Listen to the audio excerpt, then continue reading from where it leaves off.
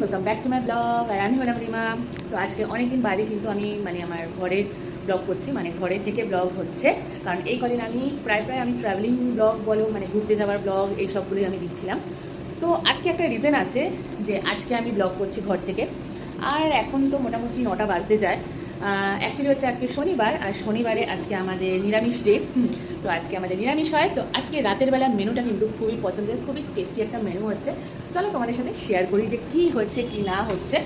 Already এখানে দেখতে পাচ্ছ, এখানে হচ্ছে গিয়ে আলুর দম বসে গেছে। চলো তোমাদেরকে ব্যাক ক্যামেরা করে দেখাচ্ছি।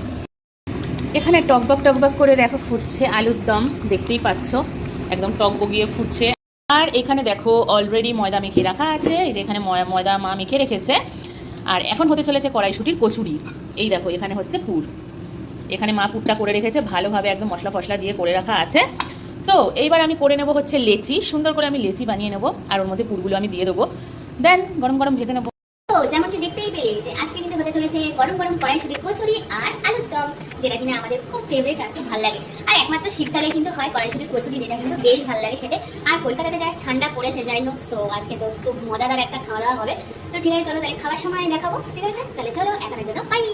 আর ওইদিকে মা চলে গেছে অলরেডি আলুর দম নাড়তে। এখানে মা তো কড়াইশুঁটির কচুরি করতে শুরু করে দিয়েছে। গরম গরম কি গো, ফুলছে নাকি? আরে ফুলকো ফুলকো কড়াইশুঁটির কচুরি শীতকালে রাত্রেবেলার একদম ডিনার জমে যাবে গাইস। এই তো ফুলছে ফুলছে ফুলছে, দাও ফুলতে দাও না। হ্যাঁ, আর এইদিকে হয়ে গেছে দেখো অলরেডি, এটা সরিয়ে দিই হাতাটা। এই দেখো দেখতে পাচ্ছ কড়াইশুঁটি কচুরিটা দেখো ফুলছে, দেখো ভালোই কিন্তু ফুলেছে না, মাখাটা ভালো হয়েছে তো ওই জন্য ভালো। আর ওদিকে তো আলুর দম, আর এইদিকে দেখো সব লেচি করে রাখা আছে।